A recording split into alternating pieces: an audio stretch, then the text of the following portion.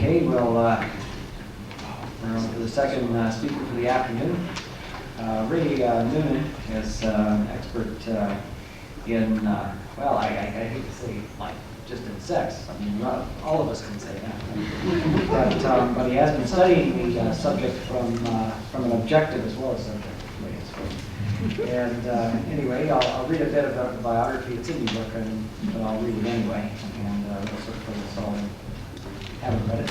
Ray Noonan was among the first to seriously address the issue of sexuality in space environment. In 1987, he founded the Consortium of Sex Research in Space and the Future as part of the Focus on AIDS and the Future program of the Sex Institute of New York City, of which he is currently the director. He was also one of the first sexologists to publicly confront the misuse of AIDS to represent sexuality as an all-encompassing negative potential, which he addressed in the college reader, Does Anyone Still Remember When Sex Was Fun? Positive sexuality in the age of AIDS. I take it that's a title, yes. Okay, which he co-authored and edited. Okay, Mr. Noonan is currently completing doctoral research in human sexuality program at the Department of Health and Studies at New York University. Okay, so we'll let Ray just take over. Okay. Thank you. Sex, the final frontier. I used that last year and I thought it was still appropriate. Sexuality continues to be one of the frontiers that face us as we go into the future, into space, or particularly for the majority of people who will stay on the planet Earth. Sex is actually one of the final frontiers that we have to deal with. And when I was planning this presentation, as Wayne mentioned, I'm working on my doctoral work, so I didn't really have a whole lot of time to spend preparing a lot of things. I've been working on this topic since 1988 when I first came up with the idea and mentioned it to my advisor, who laughed, and then I mentioned it to my other advisor, who laughed also and said, why don't you graduate first and then do the fun stuff later? But eventually I convinced him that through discussions with a woman I had found out about through the NASA headquarters library, a woman who worked at Johnson Space Center for the Medical Research Division, Patricia Santee, sent me articles that she had published along with a guy named Richard Jennings, who's a gynecologist at Johnson. And through their work, which was minimal, it at least convinced my advisor that I had a researchable topic for a dissertation. So what I was thinking of in terms of this presentation is to focus more on sex, as much on sex as on space, because my reasoning was that most of us sufficiently enough of the time lack enough information on sexuality in general to be able to make informed decisions about space, about Earth, etc. So in contrast to last year's presentation in Huntsville, I thought I would focus more on sexuality,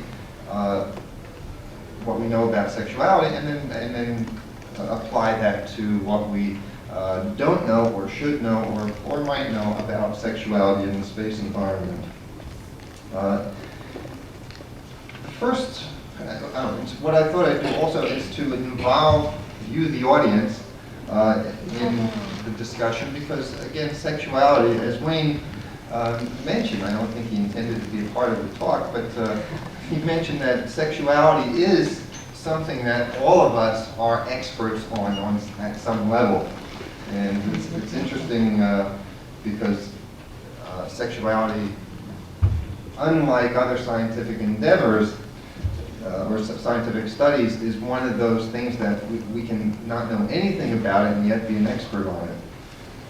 And I think part of that is the reason that NASA has so much difficulty dealing with sexuality is because they lack the information regarding what sexuality is to begin with, and have this confusion that, well, just like a lot of people who are still influenced by the Victorian era, that sex will just kind of work itself out. We don't really need to do anything about it. We don't really need to learn about it. It's something that we're endowed with this knowledge just by being born, which in fact, most research in terms of sex education suggests otherwise. Sexuality is, like any other human endeavor, is something that needs to be learned. We're not born with the knowledge to either have sex, say on a specifically behavioral level, or with regard to other issues related to sexuality, which is what I thought I'd start with, is what is sexuality? Does anybody have a suggestion of what sexuality is? What does it refer to? When we talk about sex or sexuality, what is it? Any takers? Yes. I'll take a stab at that one. Sexuality is the behavior patterns peculiar to those species that reproduce bisexually and talk about it.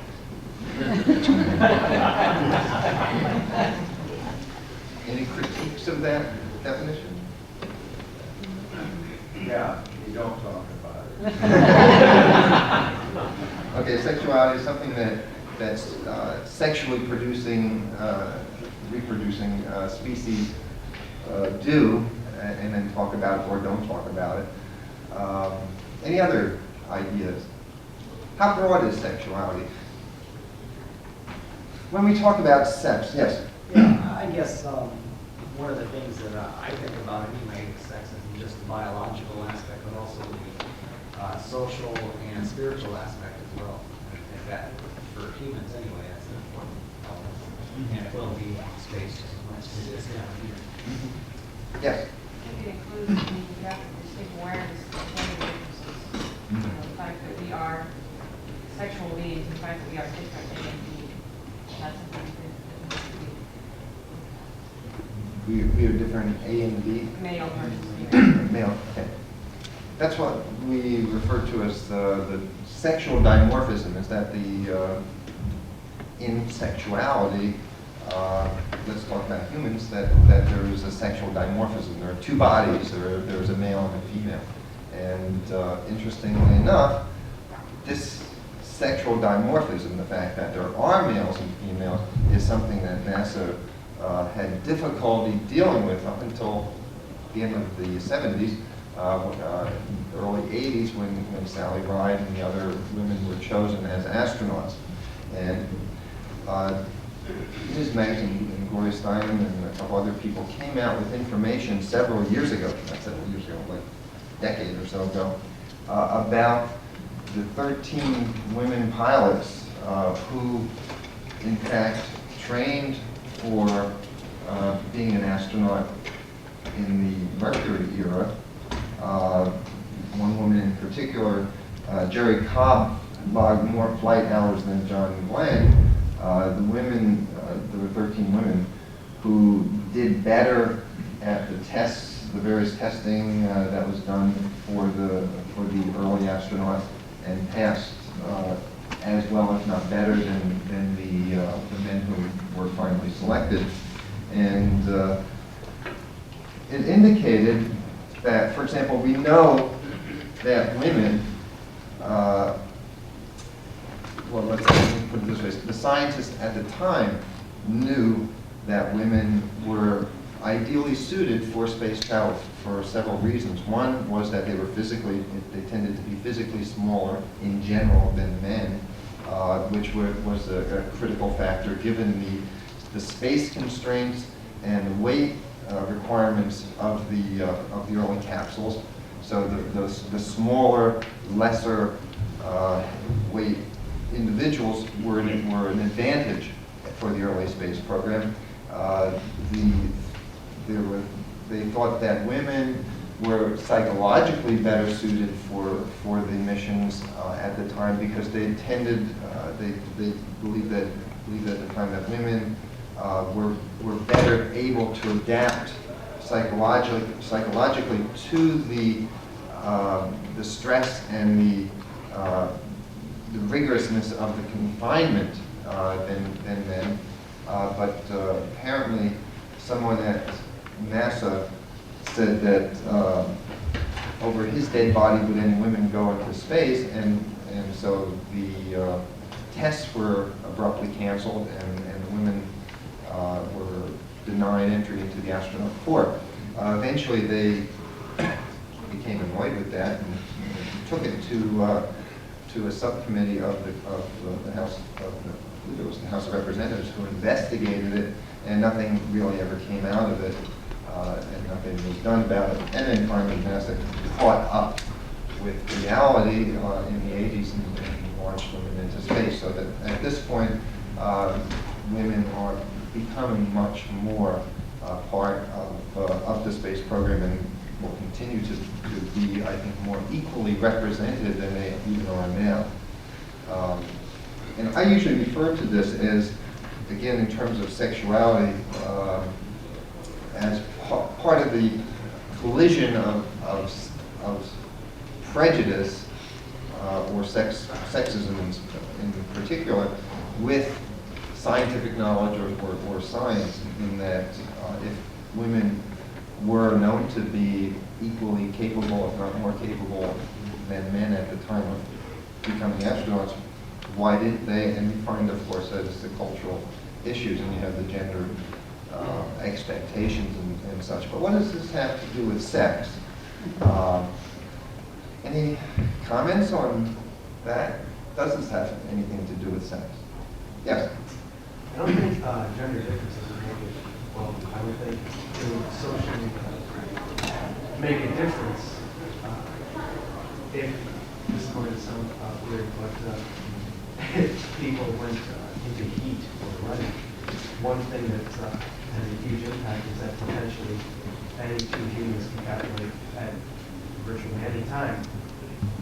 And it's that fact that creates the dissension and tension between the sexes. Excuse me, could you speak up a little louder? Can't hear what you're saying.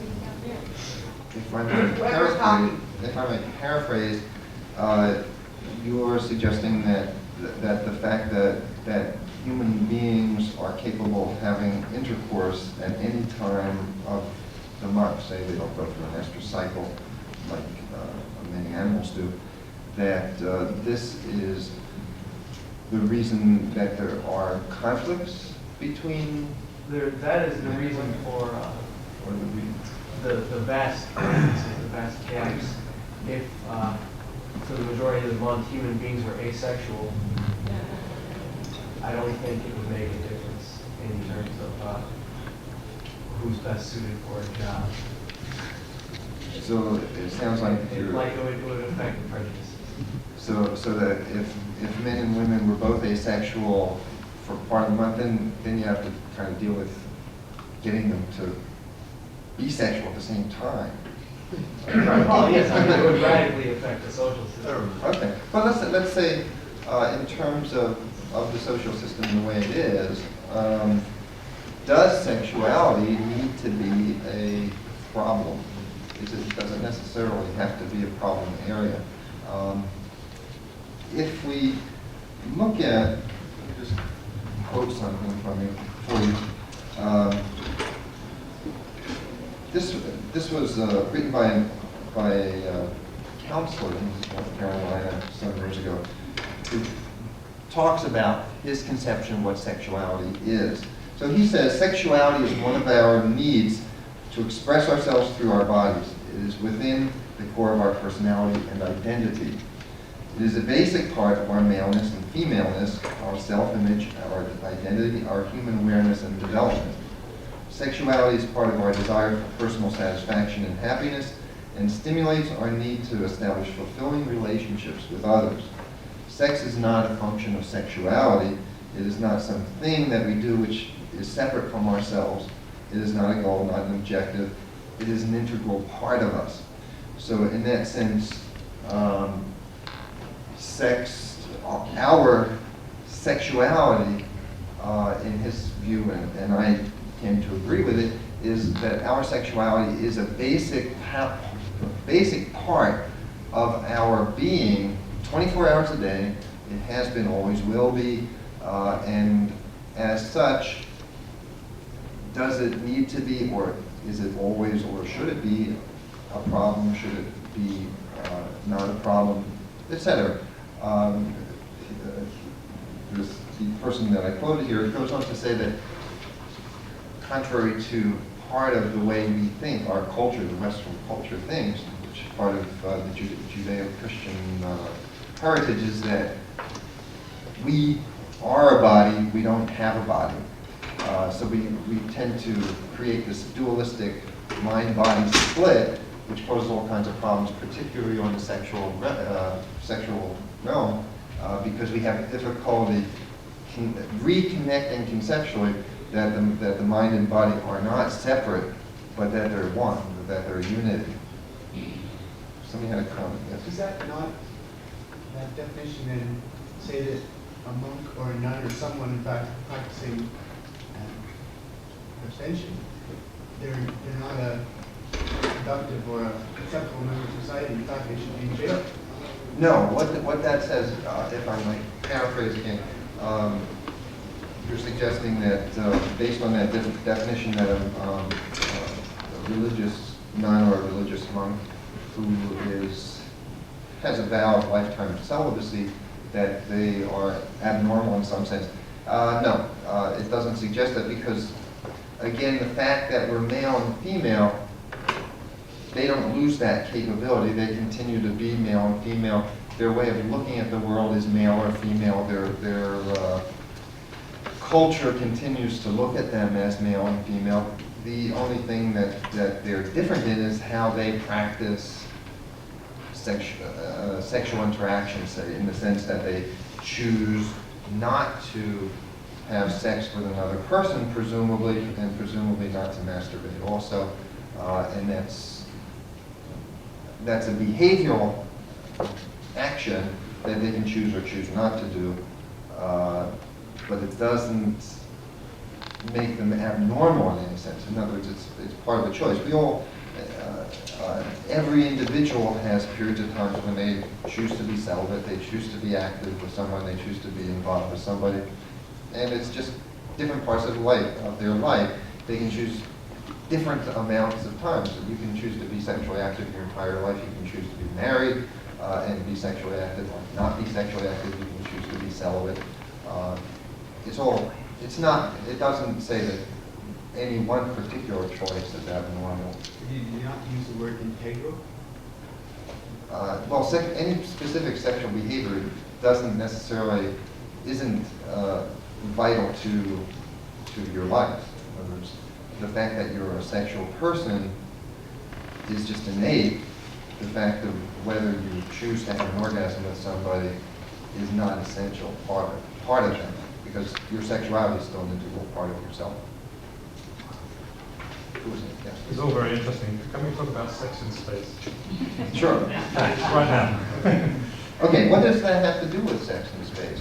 The fact that NASA has difficulty dealing with sex not last year, but at the ISDC in Washington, D.C., a few years ago, an environmental psychologist who was at that time a spokesperson for NASA was asked by one of the members of the audience what they're doing in regard to studying sex in space. And she said that while sex is a non-issue for NASA and they're not doing any research on it. And why I bring up the background information again is that this attitude that NASA has that sex is a non-issue is part and parcel of our culture's way of looking at sexuality. And again, that's why I thought that most of us are sufficiently lack enough sexual information that it may make sense to them that NASA has difficulty with it. But if we look at it, what are the things that NASA is looking at? One of the things that NASA is concerned about is the public support for the space program, as well as congressional support for the space program. Sexuality is not something that Congress is very comfortable about. It does not like it. Several years ago, if we look at the space program, we consider the space program state-of-the-art, but when we think about, well, we can put men on the moon with 1960s technology. If we look at sexuality, the most recent information we have about American human sexual behavior is the Kinsey reports from the 40s. Life has changed since the 40s in the United States as well as most of the Western world, if not the rest of the world. And several years ago, there was a proposal before Congress to fund a national sex survey that would have been solved some of the problems of the Kinsey report and updated it. Yet Congress killed them. First, there were two parts of it. First was an adolescent survey, and the second was an adult survey to find out what adults were doing and to find out what adolescents were doing. The adolescent survey was killed first by Congress. This adult survey was finally killed, so that the entire thing was killed. If we look at NASA, NASA is in that same milieu. It's trying to deal with a culture or a Congress that's saying that taxpayers' money should not be used to fund sex research, either in space or on Earth. And if we look at why we need to study sexuality both in space and on Earth, then I think most people realize that, well, it's a little short-sighted for both NASA and Congress to look at it that way. Why is sex important to be studied for space? If you look at NASA's other scientific research, and I think if you look at it, we realize that sexuality is the only major, if not minor, area of human sexual functioning that is not being studied by NASA. At least if you look at the published material or talk to people at NASA, they refuse to talk about it. They avoid it. What we find is that sex, like any other function, should be studied in regard to space. We look at such information as the amount of perspiration that an individual emits during a particular period of time or during particular exercise, and this is because we're interested in say the space shuttle, where you're dealing with an enclosed ecological environment, and you need to recycle the materials. That this is important. In terms of sexuality, again, the reason I brought up the whole question of what is sexuality is that my suspicion is that NASA really believes or really understands sexuality in the same way that most Americans believe or think about sexuality. That when we're talking about sex in space, the primary thing we're interested in is whether two human beings can have intercourse in space. And part of what I usually try to talk about is that, first of all, sexuality, intercourse isn't the only part of sexuality. It's one part of it, it's an important part of it, but there are all kinds of issues that we need to deal with in the space environment. When I met with Dr. Zampi in Houston in 1988, she had talked about two things that NASA was interested in with regard to sexuality. One was the small animal reproductive biology, whether particular animals or fruit flies or whatever were able to reproduce in space. And the second was the dynamics between men and women in a long-term enclosed environment. And these are there are two areas, and there's certainly two important areas, but they're limited areas of what sexuality deals with.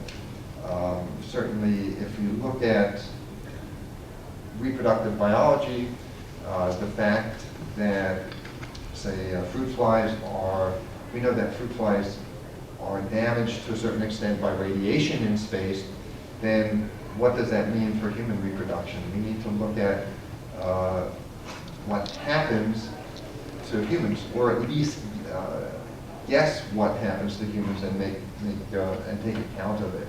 So if we know that radiation, and we certainly know that radiation affects sterility in both men and women, men more than women because in men the testes are outside of the body. In women the ovaries are inside of the body and are protected by the body. Then we know that this is an issue that we should be studying. And sometimes I make the point that maybe somebody in NASA is actually being responsible and is actually doing research on this, but is not releasing it. And I tend to think that that's kind of a short-term solution to the problem of dealing with sexuality in terms of our culture, because again, they're not releasing this information to other scientists who are who have expertise on reproductive biology, for example, or sexual behavior, or psychosocial behavior, sexual behavior, to be able to subject this to a critique from the scientific community. If we know, for example, that in the weightlessness of space, that the tails of the sperm of dogs shrivel up, what implication does that have for human beings? It suggests, for example, that fertility may be a problem. Okay, we know that the dog's tail sperm goes back to normal in about 3 weeks after they come back to Earth. So presumably this process, the shriveling up of the tails, is a reversible process, at least in the dogs that were studied. But again, it suggests that more research needs to be done on humans with regard to this. Yes? What is the purpose of having sex in space? And why is it important whether there's fertility or not? And you don't even mention the fact that the sex between a man and a woman can result in pregnancy, and 9 months of pregnancy, and the birth of a child. If a woman is pregnant in space under a program like you're discussing, and then she bears a terribly deformed child or infant, which is a human being, what do you think the legal complications of that would be? And why would you want to produce a human being in space in the first place? That's a great question. Yeah. Anybody like to comment? Who was supposed to? Yeah. I think you kind of answered your own question there. You asked why should you study that, and then you go on and make the point, what happens if a child is conceived and it's horribly deformed?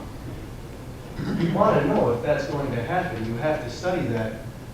They're proposing manned trips to Mars, which could result in isolated astronauts for 3 years. Probably they're going to be crews that are composed of male and females. And what would you do then? Deliver the babies in space? Sex is not necessarily And then what would reproduction. happen? yeah, you have to study fertility rates. How is that going to affect fertility? What kind of contraception is going to be effective in space?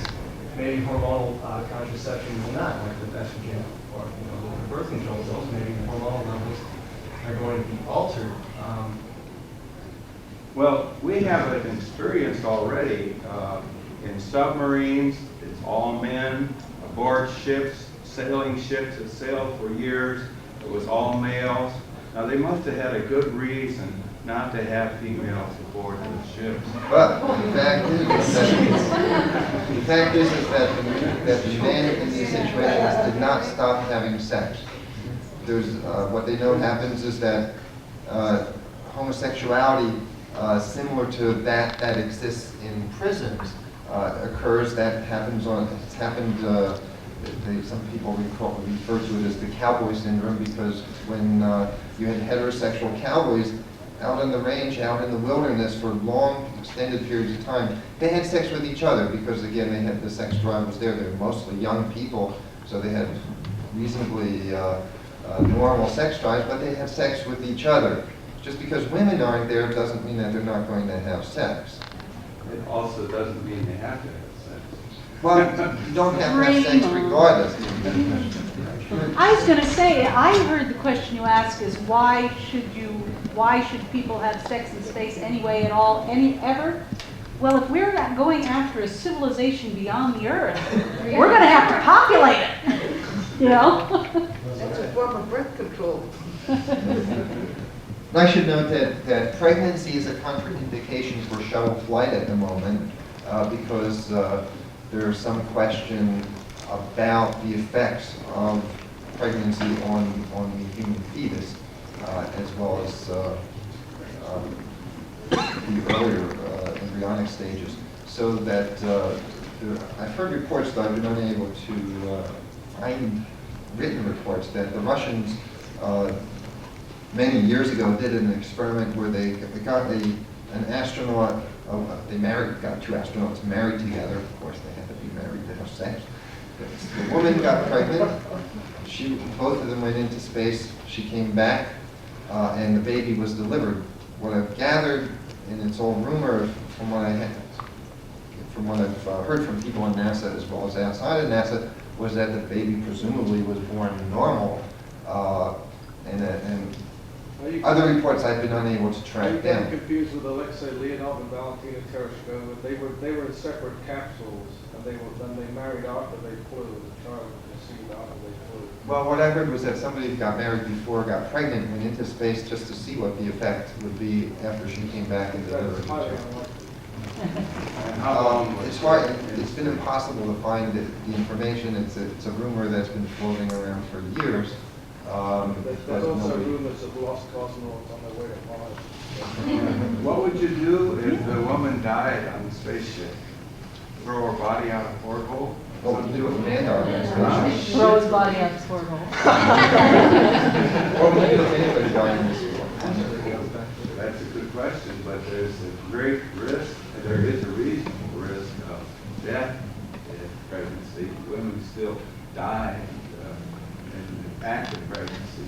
They still sometimes need an obstetrician to go in and do surgery to deliver the baby. They still sometimes need to have forceps delivery. Right. And how can you predict that that woman is for sure not going to have a complication? Well, again, pregnancy is contraindicated, at least on the shuttle. The thinking, the current thinking on pregnancy in space is that a baby born in space would never be able to return to Earth because it would not have developed the cardiovascular strength to survive on Earth. It would essentially be crushed by its own weight. You know, Because you know the rules and regulations regarding human research in the United States? As far as human subjects research? Human research? Yeah. Yeah, well, What you that suggests. obviously wouldn't ever get permission to do that kind of research. Well, I don't think we would need that permission because, again, if we look at the research that has been done on small animal reproduction, then we can make. In fact, I believe this is where the prohibition on pregnant women on the shuttle came from, was looking at the small animal research and saying and assuming that there might be an adverse effect. The fact is, though, that while specifically human pregnancy and delivery in space is not an issue now, it conceivably could be an issue, or conceivably will be an issue 100 years down the line when people are actually living in space. Again, somebody mentioned up here that most sex doesn't result in pregnancy. So if you're talking about what's the purpose of sex in space, you can ask also what's the purpose of sex on Earth, and you come up with a variety of reasons. Are you able to stop sex in space? I would say no, you can't, because you can't stop it on Earth. And what would be the purpose of stopping it anyway? To deny an essential part of human life it's just impossible. We know what the problems are here based on our attempts to suppress sexual expression. Presumably the same, again, we look at it and conjecture what life would be like in space. Presumably the same problems would result in space if we tried to suppress it in space. So, But you'd have to have a great improvement. You'd have to be a Star Wars ship or something far, far, far more sophisticated than we have today. Before you would start doing it. but we don't need anything more elaborate. Safely. But we don't need anything more elaborate than we have now for people to have sex on the shuttle, say. The way the situation exists on the shuttle now, people could easily have sex. Yes, but do you have a surgery to deliver? No, again, most sex does not result in pregnancy. You have contraception. At this point, it's believed that the oral contraceptive, the pill, is still the most effective. How many women have you talked to that got pregnant using contraceptive? But still, that's a small. Part of my original training, I was doing abortion and birth control counseling for Planned Parenthood. I know the statistics. You have exceptions to the rule, and you have more effective methods and you have less effective methods. If we look at abortion, some people believe that abortion would be required for anybody who got pregnant in space.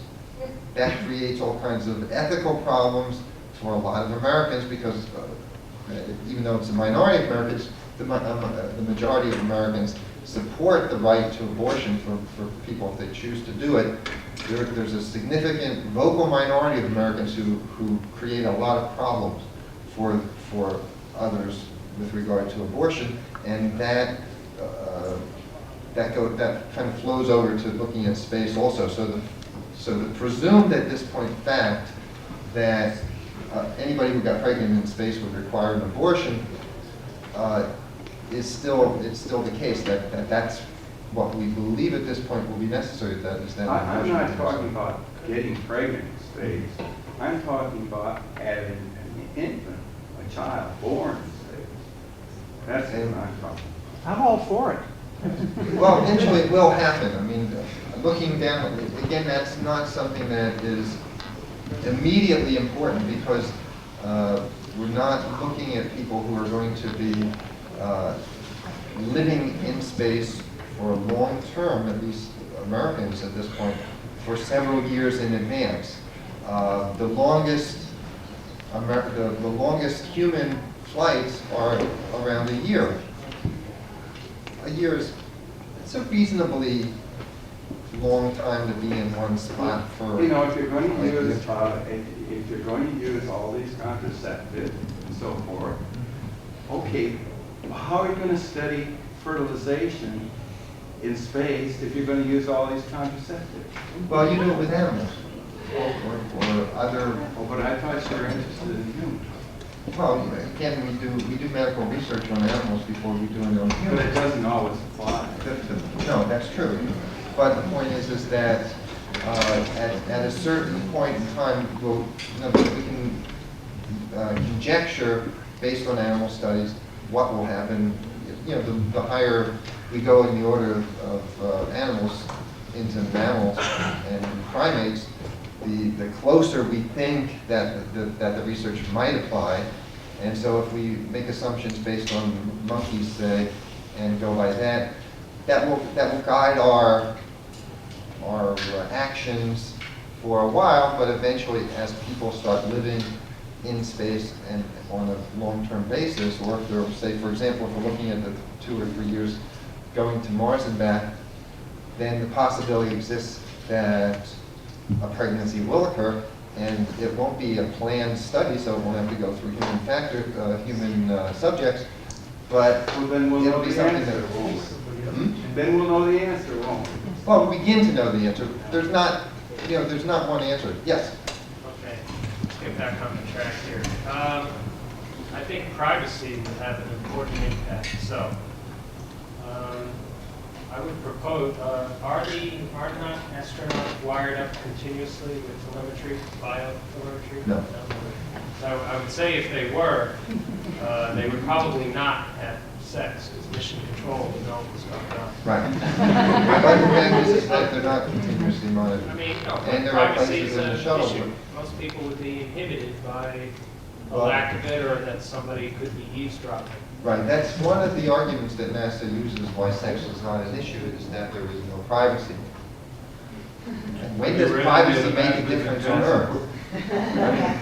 If Well, you take- for most- if you take for roommates- most people. If you take roommates in a college dormitory situation, for example, they have ways of working around it. Sure. In that they make plans. They say, okay, the one roommate will be out, might have my girlfriend over. Okay, so And presumably in the shuttle, they can say, well, I'll be up at the top of this shuttle. There's always or the if there's an oxygen tank on the hatch when you go EVA, you're supposed to stay on.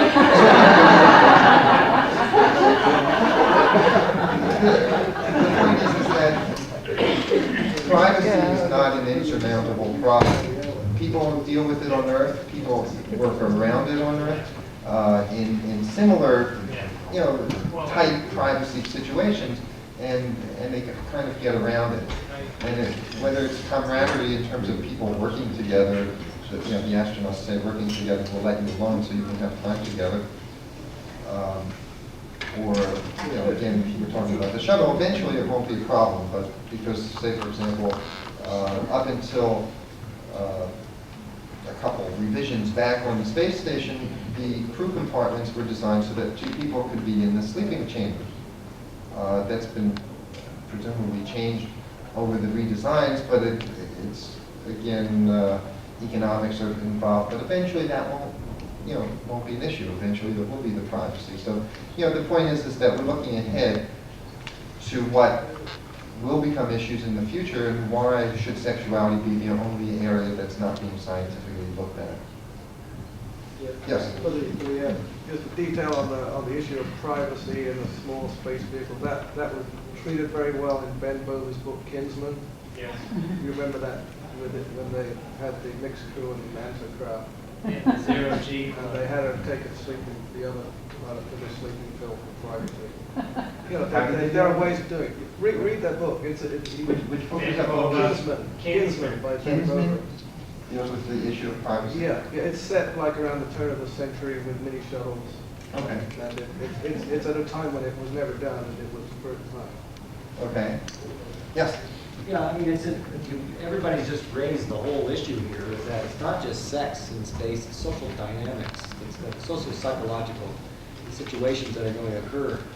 And there's lots of, we already know of all the problems that happen on submarines. Like you were saying, how do these people do this? Well, they don't do it very well. People get killed, homicides occur on the ship, people commit suicide, all sorts of pathological things happen. I mean, the fact is that you're always going to have some sort of problems with social dynamics, and that's what we need to study and figure out. And sex in space is part of it. Yeah, one of the things they know they found out, I guess, on the submarines is that performance suffers.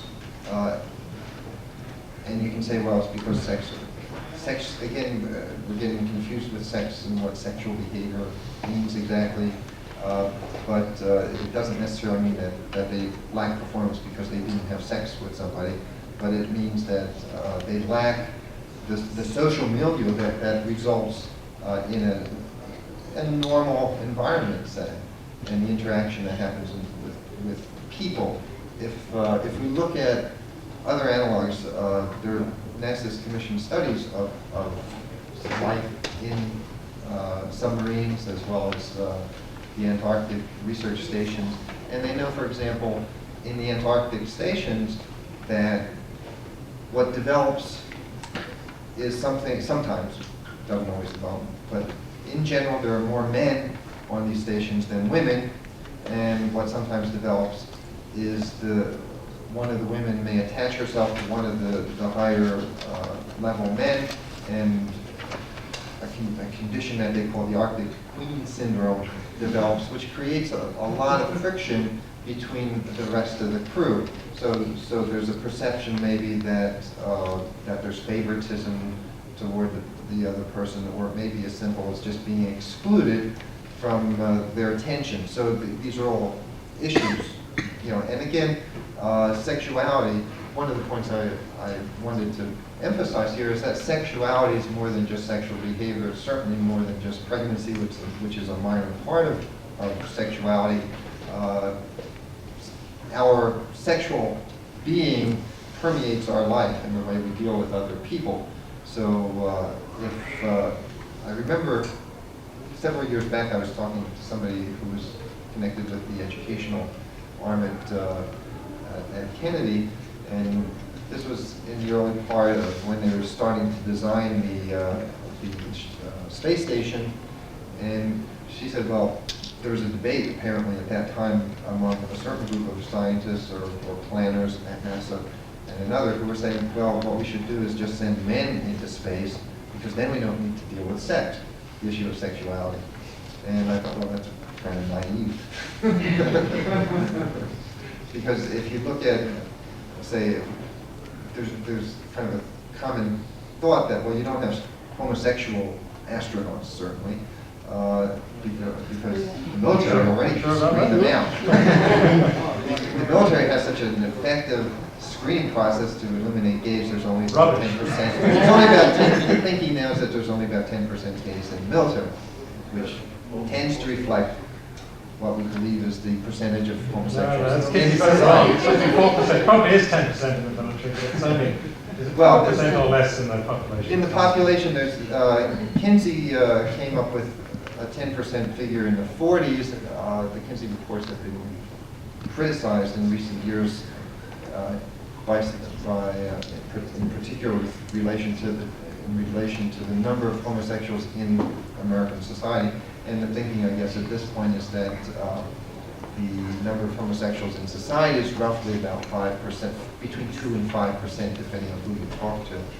Let me get on track again. Yeah. Well, we're not on track. See, again, I'd like, one of the things I want to emphasize is that we're not on track when we're talking about sex, because, again, there's a lot of confusion about what sex means. We've got now to talk about sex in space, and we're going on in tangents in all directions. Yeah. I'd like to put a question to you. Okay. We're about to launch a space station. For the first time in Western experience, we're going to have crews up for as long as 3 months on a regular basis. I believe that is the plan. And the space station will be permanent, which means that animal experiments with mammals reproducing in weightlessness and microgravity will be possible. Can you tell us if you know of any of NASA's plans, first of all, to study the sociodynamics of mixed crews, never mind pregnancy in space, that's a long way ahead, I'm sure, unless it happens by accident. But the sociodynamics of crews, whether they are more or less productive, more or less cooperative, if they're mixed or unmixed. And secondly, what plans they have for research in actual reproductive biology with species close to ourselves, with other mammals. Could you tell us something about that? Well, the whole issue of sociodynamics of space crews is something that NASA is very interested in. The research that's been done outside of space environments suggests that mixed-sex crews increase the performance capabilities of the individuals involved. Same-sex crews tend to reduce it. So the implications are that mixed-sex crews are an advantage. The issues of, you were saying in terms of whether it would be debilitating or whether I was interested in the investigations of sociodynamics. Do they have plans to systematically study this? Since they have crews up for 3 months rather than less than 2 weeks. Well, and secondly, the actual biological investigations in mammals. Are they going to try to actually have mammals reproduce in microgravity? Well, they've already had mammals reproduce in microgravity. What are the results? Mixed. Some of them work out fine, meaning some of them die, some of them have high mutations, some of them turn out fine. But these are 8-day shuttle clocks?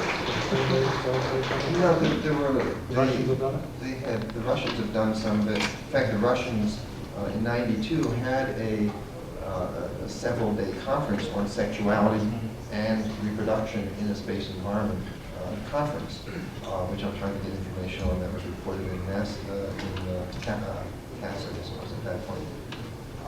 The Russians so hatch they- quails, birds, they hatch quails and fertilize eggs. There are big videos of it. And we've done different experiments also, from fruit flies to mice, I believe.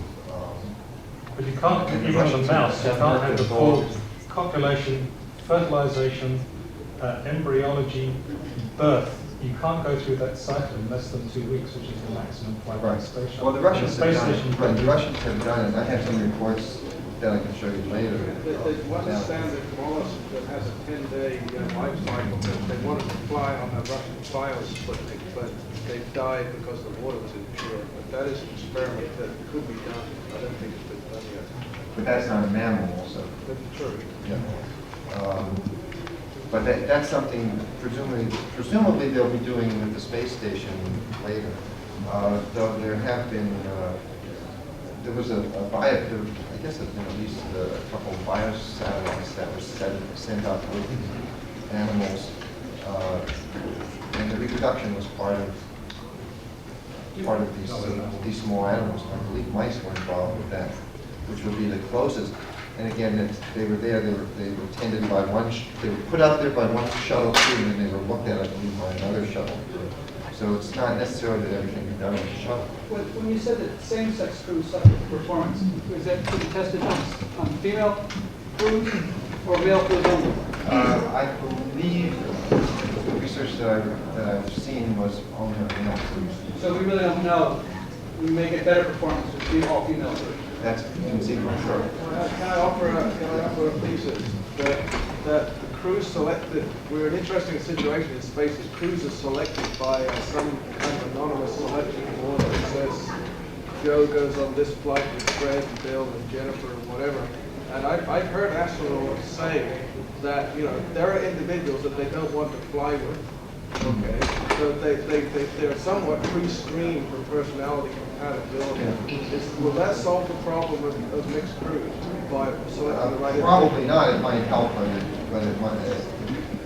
We don't know yet. One last question, and I'd like to close because we're out of time. Yes. It seems quite clear to me why one is studying space, especially Can't hear. it seems quite clear why to study reproduction in space, because eventually we will want to reproduce in space. But I'm unclear on the issues that you're suggesting. What's wrong with sex in space as non-reproductive? What issues does that bring? What could be wrong with a space crew having sex? In my opinion, there's nothing wrong That's with what I'm it. asking. That, Yeah, in my opinion, there's nothing wrong with it. I suggest that if it hasn't occurred already, which I suspect it probably has on some level at this point, then it means that we need to be looking at it scientifically. We can't say this is one area of science that we're not going to look at because it's sex.